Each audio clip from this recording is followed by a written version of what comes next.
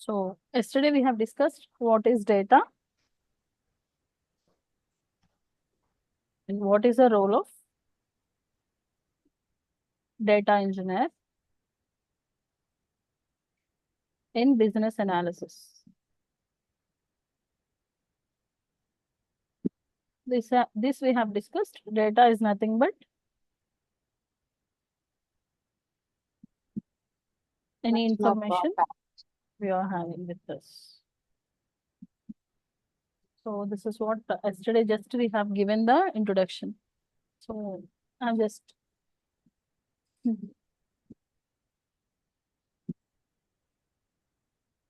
have seen the reality of the market, and I think we have seen the traditional data warehousing till yesterday, and we went through how to analyze the data and why we are analyzing the data.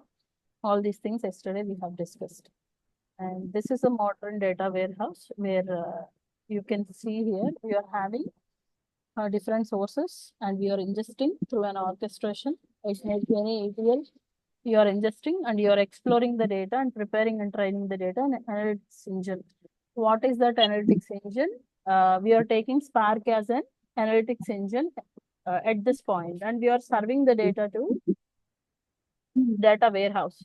In this data warehouse, we are using Synapse Analytical Platform. And from the Synapse Analytical Platform, we are giving this. You are asking something? Just go on mute. Huh?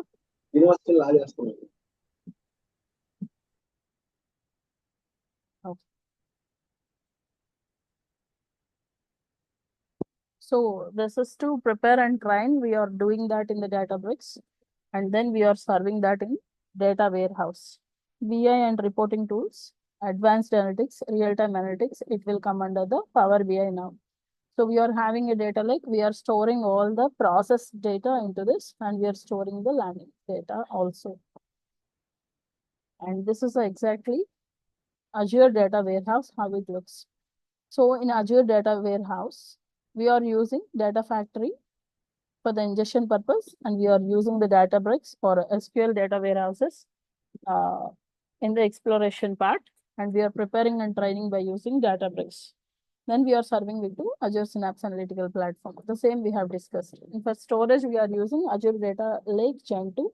This thing now you can't understand. When we are going in depth, you can understand this. This is a modern data warehouse on Azure part. This also you are not able to get it right now, but just to see this picture and keep it in your mind, we can discuss it when we are going further.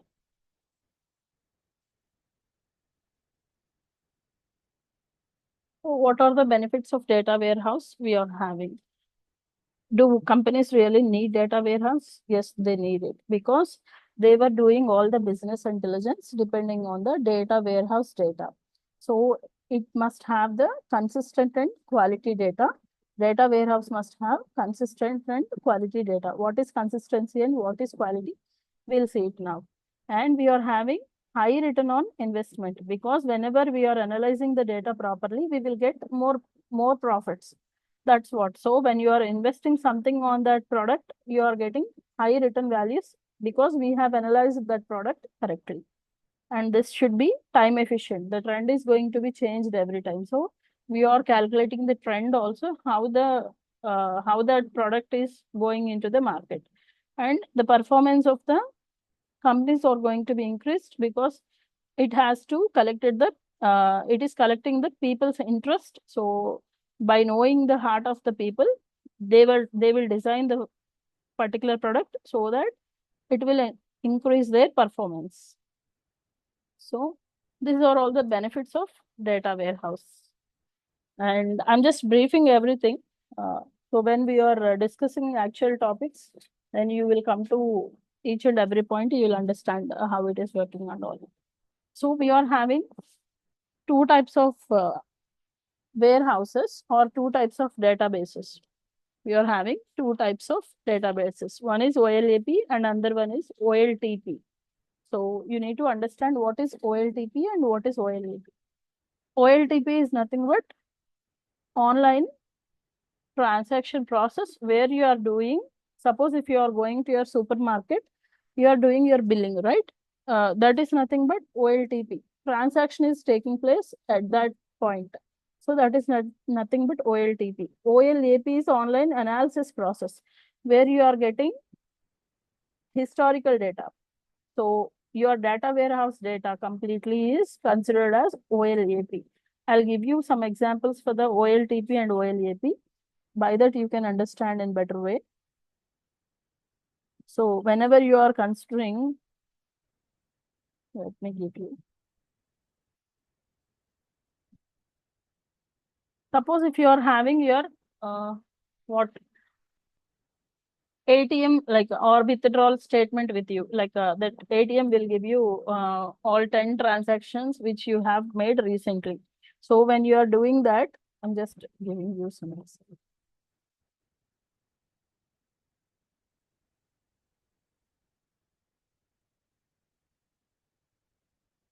Okay.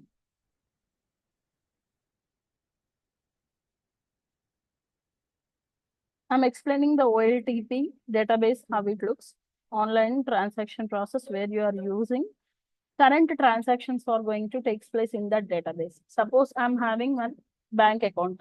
Uh, I'm taking Monica's name here. So Monica is having one bank account.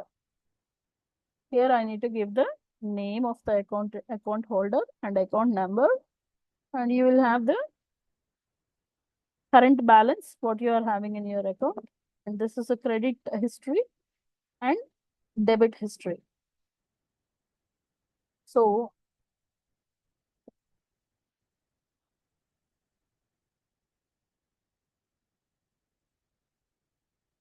this is the account number she is having, suppose. And she is having currently in her account some 30,000 rupees. Okay. And now what I'm doing is I'm going to bank. I'm going to a bank, right? There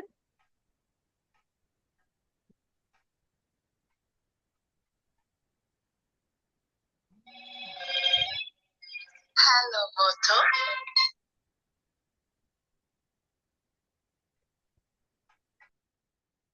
this is the current balance she is having in her account.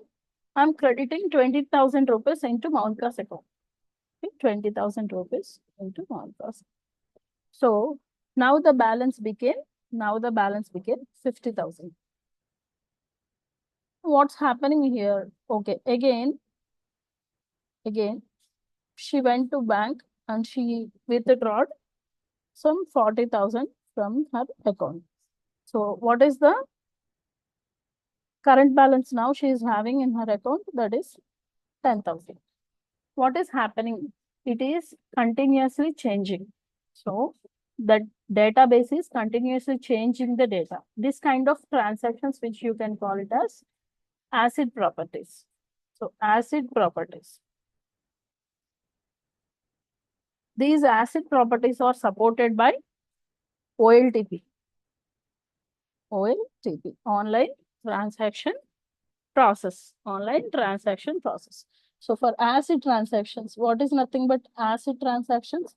Atomicity, continuity, integrity, and durability. So these four are the acid transactions. Whenever you are giving, you are entering. I'm not getting whether you are following or not, Monica.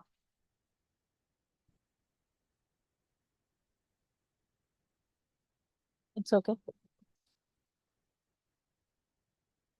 So what I'm doing is I'm receiving some money, and this balance has to be get updated to 50,000. If it is not going to update it, then what will happen?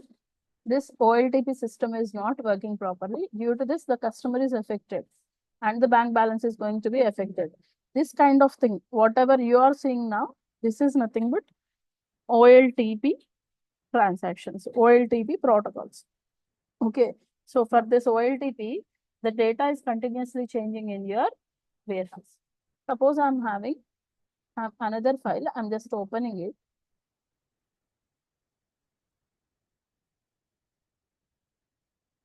Suppose I'm having this file.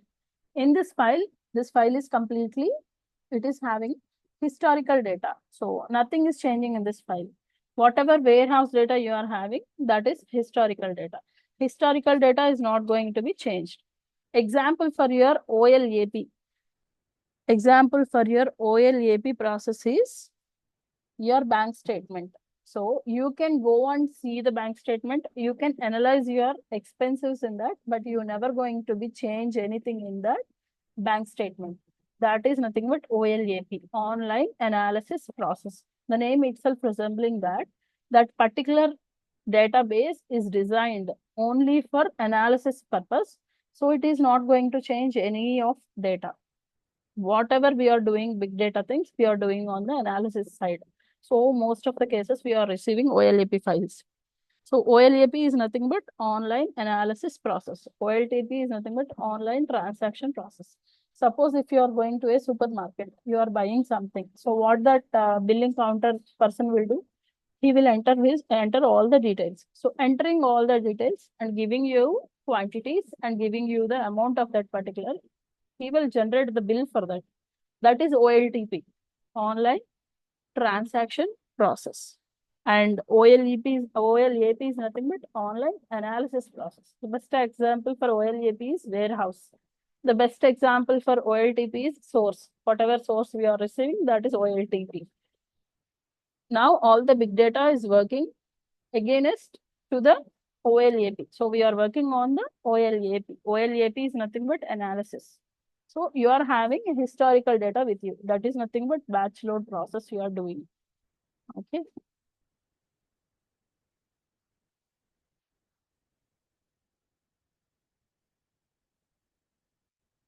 Database systems have been used traditionally for OLTP. Clerical data processing tasks, detailed up-to-date and structured repetitive tasks. Suppose if you are reading and updating records in that, so any updation is happening in the database is nothing but OLTP. If the updation is happening is nothing but OLTP. In OLAP, you're never going to be update anything. Isolation, recovery, and integrity are critical. What is isolation? What is recovery? What is integrity?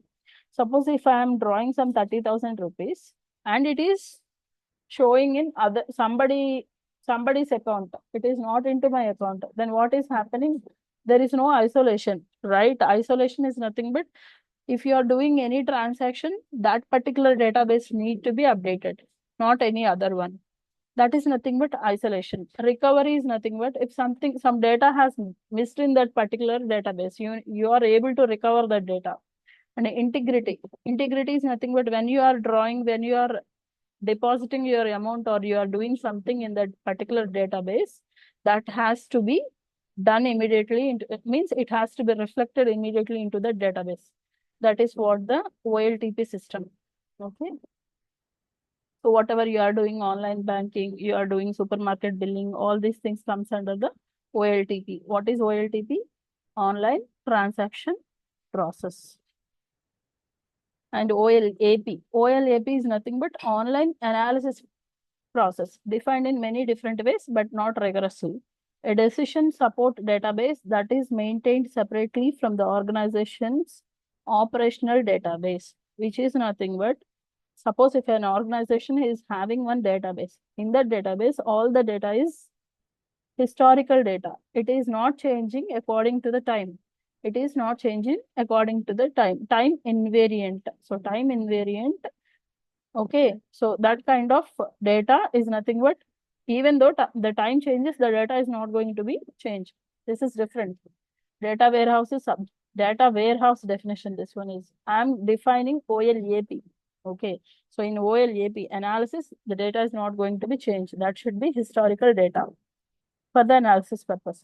What is a data warehouse? Data warehouse is a subject oriented, which is nothing but even you are having data warehouse, in the entire data warehouse, you will have different kinds of subjects. So in the different kinds of subjects means in the entire data warehouse, I'll have sales department, I will have customers, I will have employees, salaries, like this different data would be there. So all this data is subject oriented, means it depends on a particular subject. Suppose if I'm taking sales, it depends on sales. If I'm taking Employee salary, it depends on the employee salary. So this is nothing but subject oriented.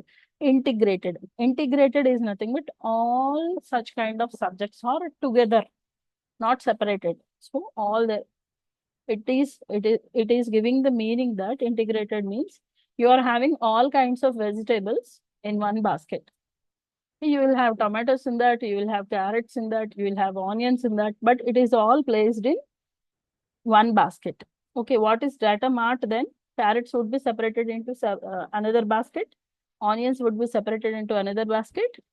Like that, you are having subject specific data would be there. That is data mart. All data included in one warehouse. That is data warehouse. Okay, and next one is time variant. Data warehouse is time variant. The data is going to be changed according to the time, because historical data we are loading. This time we load this data, next time we will load another data. So it is changing according to the time, which is non-volatile. Non-volatile is nothing but it is stored over there.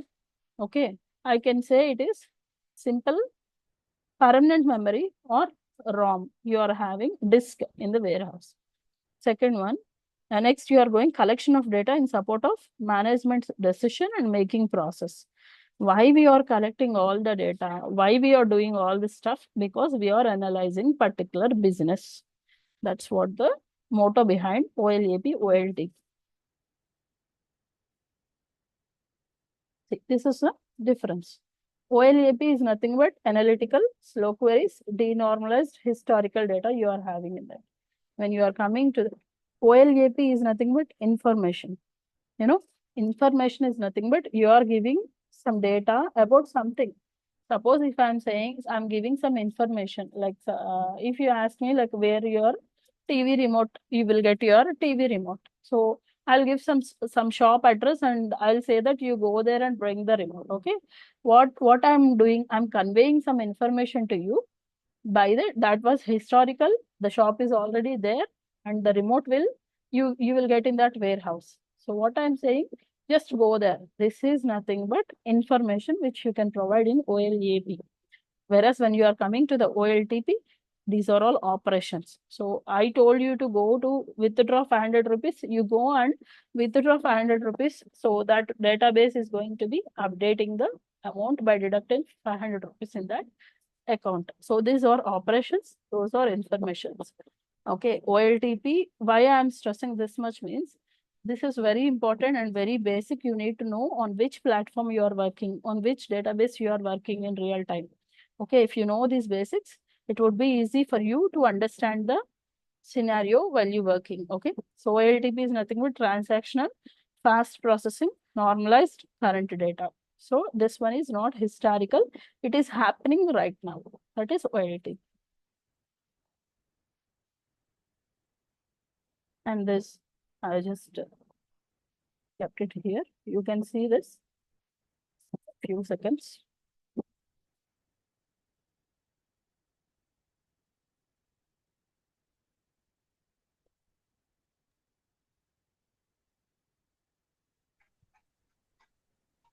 Multiple transactions, fast response, insert, delete, update, operations, frequent updates, current data, atomicity is the priority, operational data. This is for what?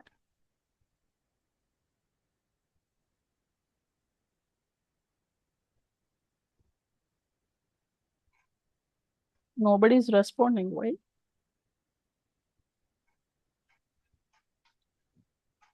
Subshini, you are not responding, right? Sorry, Divya. Monica, are you following it?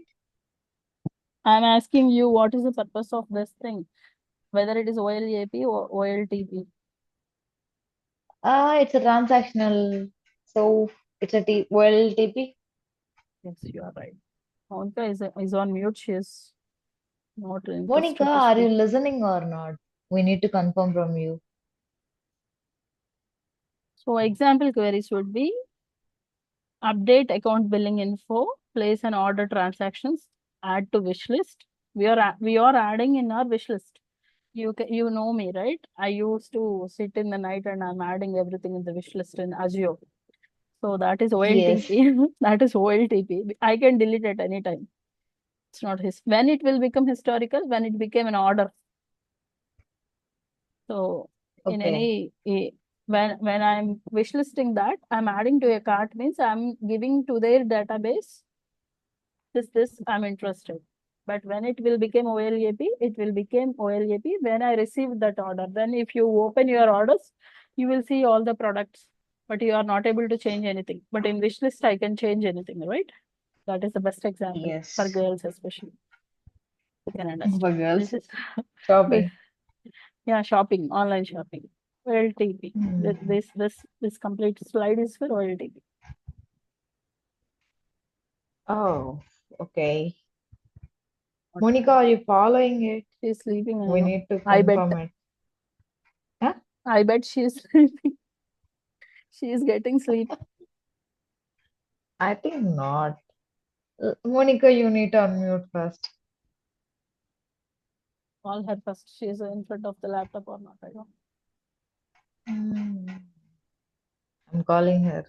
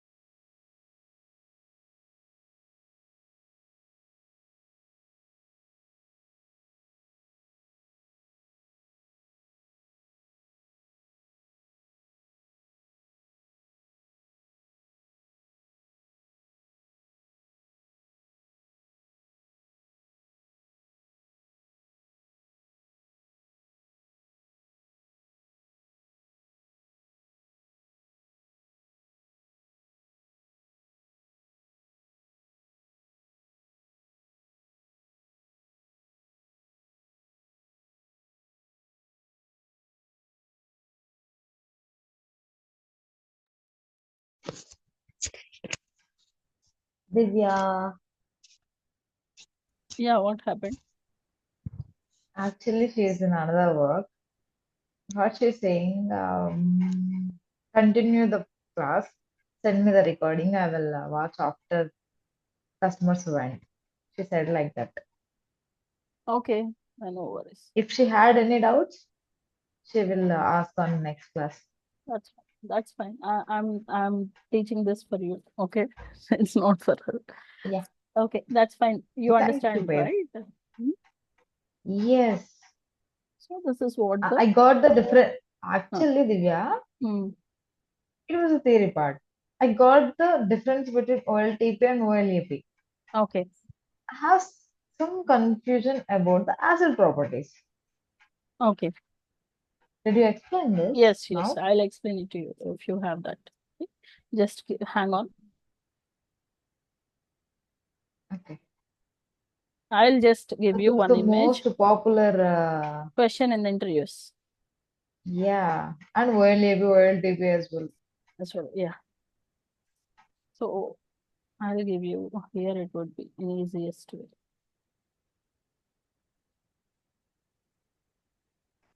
You can see this image. Okay. When I'm saying Okay. ACID transactions, I can simply say that DML operations. Okay.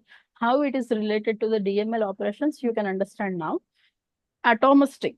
Atomicity is nothing but the entire transaction takes place at once or doesn't happen at all. It should be like that. Suppose if I'm drawing 30,000 from my account, okay. So if I type 30,000, I'm trying to draw that. It should not be like that. It will send 20,000 at once and 10,000 at once. Okay. If I'm having sufficient balance in my account, it has to be done immediately. The process should be complete at that aspect, at that point. That is what the So, atomicity. So, okay. So, let me convey my view. Okay. okay, So, if we transferring the file from email attachment to, so maybe one location to another location. okay. So it will transfer. I mean, it will copy whole file or it stopped it. I mean, that's it. Correct, right? Yes, That was as simple atomicity. as that. Suppose if I'm sending a text message to you, okay? If Once I Okay. tap the send button, it has to come into your inbox completely. It should not be like Okay. that. Half it will come, half again it will come, because people will look that like whole text message, but background it is ones and zeros. It is the hectic work Okay. to system to send all ones and zeros at one time. It is processing one by one, right? Whatever we are Yes. doing, even in database, we are loading what we are seeing picture, that is different, backend is different. Backend is ML, machine language, that is zeros and ones. So all binary information. That binary Yes. information has to send at once. It should be pushed once. So the simple example for this, when I'm opening when I'm doing some work like this, suppose if I'm drawing 30,000 here, what it has to be done, the data has to be updated immediately. It should update immediately. That's what the atomistic. I'm Okay. Got it. depositing 20,000. So this 30,000 should become 50,000 immediately. Once after the means update plus insert. Upset should happen immediately. You understand? Upset, Yeah. update. What Understood. is updating? We are updating 30K to 50K. What we are Yes. inserting? 20K we are inserting. So upset Yes. should happen immediately. That is what the atomistic. These are Okay. what these are all DML operations. Data manipulation, language operations. What we are having, upset, update, delete, insert. And another one is upset. Upset is nothing but update plus insert. Yeah. Got it. That is atomistic. And consistency. Consistency is nothing but the database must be consistent before and after the transaction. Means, see here, we done it. We made this as 50,000. So it should be consistent. This before balance became historical. Now it should become 50,000, right? When I debited 40,000 again, this is update only, right? So this has to be consistent. This should not be like the behavior of the database should not be like 50,000 it is credited. When I did 40,000 debit, it is not happening at balance side. Means it is not deducting. That is not correct, right? That is the consistency. It should be consistent database. Whatever the operations happening on that, it should be consistent. That is what it looks, both looks the same, but too much difference is there. Isolation, I already explained. Multiple transactions are happening, but it should not interfere with another database or another record. Yeah. You Got it. understand? So your account, my Yeah. account, both are HDFC Bank accounts. Suppose somebody is doing something in your account, it should not reflect in my account. That is what the isolation. Durability. Got it. The, the changes of a successful transaction occurs even if the system failure occurs. So durability is nothing but, suppose if I went into the where ATM, okay, I went inside the ATM. I started withdrawing some money. I have typed 70,000 to withdraw. Okay, suddenly power went off in the ATM. So what is the thing now? Will this update in your DB, or will the money come? Suppose if the money didn't came and it is already deducted from your DB, what will happen? Okay. Definitely customer is going to be panicked. So this should Yes. not happen. So that's why it should be prompt. Durability is nothing but the changes of a successful transaction. Only after the 70,000 has deducted from your account, then only it has to be reflected in your database. Hope you understand what I'm saying. Yeah. So Got before it. reduction of itself, it happened, right? Previously, not now. In previous days, in olden days, when we are not having phone pay and Google Pay, people went to ATM and they try to withdraw it. The amount is deducting, but the amount is not coming out from the ATM. At the end of the day, the bank people will sit and calculate all this amount, and they will do all this. So that is Okay. durability. Asset properties are very important in every database management system. Okay, Okay. that's not only here, everywhere. Wherever we are using OLTP, there we must have this asset properties. Asset properties are nothing but what? DML operations. As simple as that. Yeah. Got Okay. it. Now you got the point. Yes.